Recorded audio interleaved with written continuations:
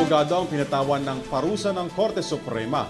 Ito'y matapos mag-comment daw sa social media laban sa LGBTQIA+ community.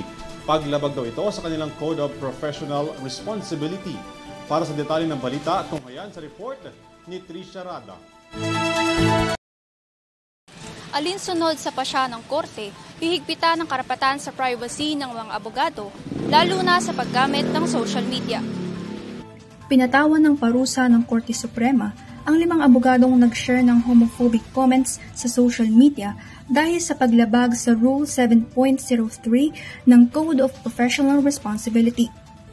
Ang mga akusado ay sina Attorney Morgan Rosales Nicanor, Attorney Joseph Marion Navarrete Rock, Attorney Noel V. Antay Jr., Israel P. Calderon at Attorney Ernesto A. Tabohara III. Sa 26 na pahinang desisyon ng Korte Suprema, matinding pangaral ang inabot ng mga abogado kung saan pinagmulta rin ng 25,000 pesos si Attorney Tabohara.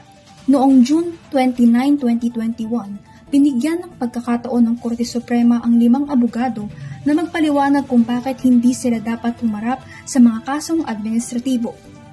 Pahayag ng Office of the Bar Confidant or OBC, bagamat walang mga partikular na pangalan na binanggit, ang ginawa ng mga abogado ay maituturing na walang galang at nakakahiya.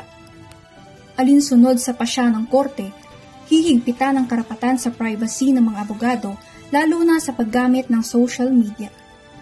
Binigyan diin pa nito na ang mga miyembro ng legal na propesyon ay dapat igalang ang kalayaan ng LGBTQIA+ na individual bilang bahagi ng constitutionally guaranteed right to freedom of expression. Nagbabala rin ang korte tungkol sa mas mahigpit na parusa para sa mga katulad na aksyon sa hinaharap. Para sa EuroTV News, ako si Trisha Rada, sumasaludo sa bawat Pilipino.